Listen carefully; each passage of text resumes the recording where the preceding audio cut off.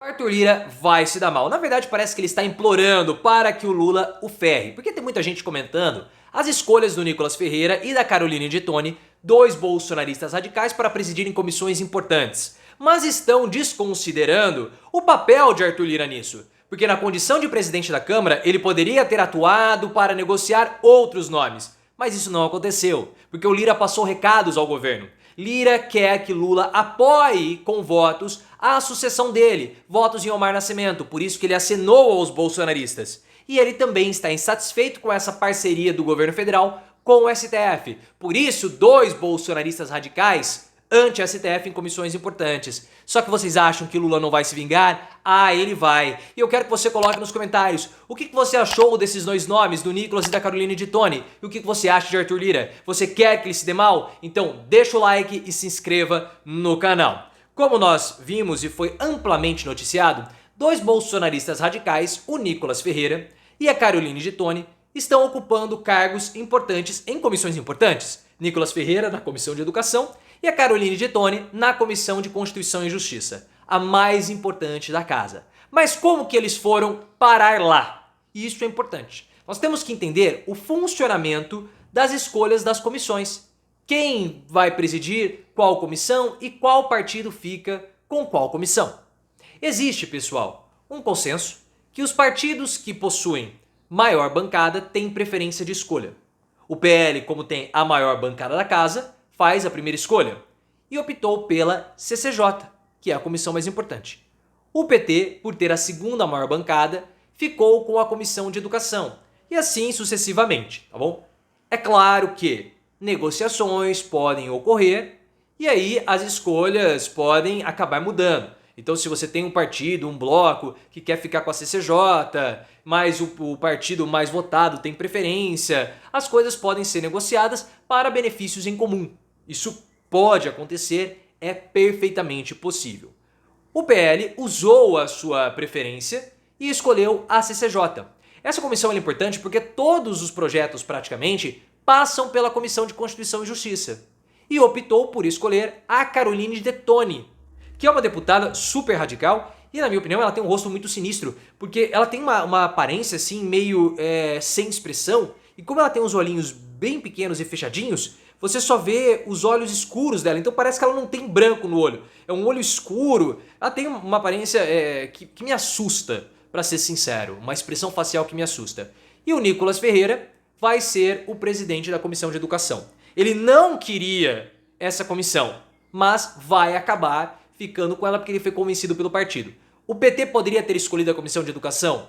Poderia, mas optou por ficar com a Comissão de Saúde para preservar e blindar a ministra da Saúde, Anísia Trindade, porque o cargo dela é muito bombardeado e pleiteado por integrantes do Centrão. O PL, ao escolher a Caroline de Toni e o Nicolas Ferreira para essas duas comissões, mostrou que tem um objetivo claro: tumultuar. O PL vai tumultuar o ano de 2025 2024, e vai fazer isso muito com a ajuda do Arthur Lira. O PL, assim como os bolsonaristas, e agora que é um partido bolsonarizado, não tem nenhum tipo de bandeira. Não há bandeira ideológica. Qual a bandeira defendida pelos bolsonaristas? Não tem. Qual pauta que eles defendem? Liberalismo econômico? Eles nem sabem o que é isso. Eles só têm a bagunça, só têm o auê, só têm a baderna. E quando eles votam em projetos que tiram direitos da população, principalmente a população menos favorecida. A Folha de São Paulo fez um levantamento há uns meses mostrando que os projetos propostos pelos bolsonaristas, eles não passam na CCJ, porque são projetos inconstitucionais, ideológicos demais, como acabar com o casamento entre pessoas do mesmo sexo, coisas do tipo. Pautas que já estão consolidadas nas nossas leis. Mas por que eles fazem isso? Porque eles são radicais, preconceituosos também. Mas nem por isso. Eles fazem só para agradar o gado deles. Porque eles sabem que esses projetos não vão passar. Mas eles fazem protocolo para falarem nas redes sociais, conseguirem votos, mascarando o real objetivo deles, que é tirar direitos da população, inclusive daqueles que votam neles, com reformas da Previdência e outras reformas trabalhistas que tiram direitos da população. Como eles não têm bandeiras, nada a levantar, eles ficam fazendo o auê e a bagunça para a rede social. E a gente tem que entender, como eu falei, o papel do Arthur Lira nisso tudo. Porque o Arthur Lira, ele é informalmente falado, né, como sendo o presidente da Câmara mais poderoso da história. E ele se coloca como o imperador na Câmara, como o imperador do Congresso. Mas, nessa condição, ele poderia muito bem ter influenciado nas escolhas, ter negociado. Mas ele não fez. Houve até um burburinho com o Vescotti que o Lira poderia ter rompido o acordo e não ter passado a CCJ para o PL, mas ele não fez isso depois de ter sido ameaçado. Porque o Altinei Cortes, que é o presidente do PL, na Câmara, né, o líder do PL, falou o seguinte: se você romper o seu acordo, você não vai ter 96 votos para o Elmar Nascimento, que é o candidato a suceder o Arthur Lira como presidente da Câmara. Porque o Lira tem esse problema, ele é o todo-poderoso hoje, mas a partir de 2025, quando ele perder a presidência da Câmara, ele não vai ser nada. E ele tem o objetivo de virar senador em 2026, disputando com o Renan Calheiros, que é o principal adversário do Lira. Só que tem um problema, são duas cadeiras, mas quem vota em Renan não vota em Lira, e quem vota em Lira não vota em Renan. Então o terceiro candidato está praticamente garantido. E os dois vão acabar brigando por uma única vaga. Esse é o problema do Lira. O Lira ficou com medo, trouxe os bolsonaristas para perto, a gente sabe que ele vai se bolsonarizar ao longo de 2024, por isso que ele nem arquivou o pedido de impeachment ainda, protocolado pela Carla Zambelli, e deu um recado para o governo: eu estou com os bolsonaristas. Se você quiser, você pode muito bem dar os votos que eu preciso para o Elmar e a gente fica na boa. Se você não quiser, eu vou bolsonarizar e vou encher o saco do governo.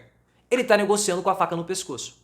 O Lira que já teve outras vitórias, como no caso da CPI da Braskem. Houve todo aquele desastre ambiental em Alagoas e o Renan Calheiros, que é de Alagoas o senador, conseguiu as assinaturas para a abertura de uma CPI.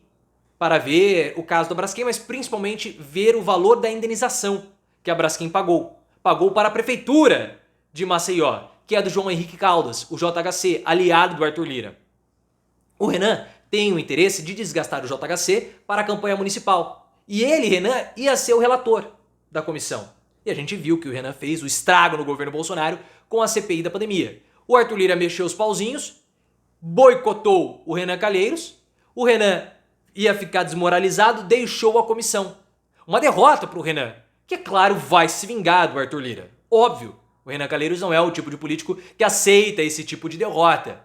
O Arthur Lira tá lascado, principalmente depois que ele perder o mandato dele de presidente da Câmara. O Lula é muito esperto e no dia que saiu os resultados das presidências das comissões, com Dittoni e Nicolas Ferreira em comissões importantes, ele fez um happy hour. Um happy hour que já estava agendado, isso foi coincidência, com as lideranças do Senado, dentre elas o Rodrigo Pacheco. Quando o Rodrigo Pacheco chegou ao Palácio da Alvorada para o happy hour, o Lula, em alto bom som, falou: chegou o meu candidato ao governo de Minas Gerais. Isso tudo já era bem falado, especulado nos bastidores, já era certo informalmente, mas o Lula oficializou isso, porque saiu da boca dele, para todo mundo ouvir. O Lula vai usar o Rodrigo Pacheco para contrabalancear os poderes do Arthur Lira.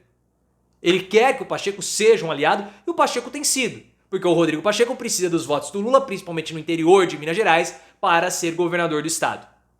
Então esse é o lance. Houve uma reação do Lula ao assinar para o Rodrigo Pacheco e vai continuar assim ao longo de todo o ano de 2024. Lula com o Pacheco, Arthur Lira com os bolsonaristas.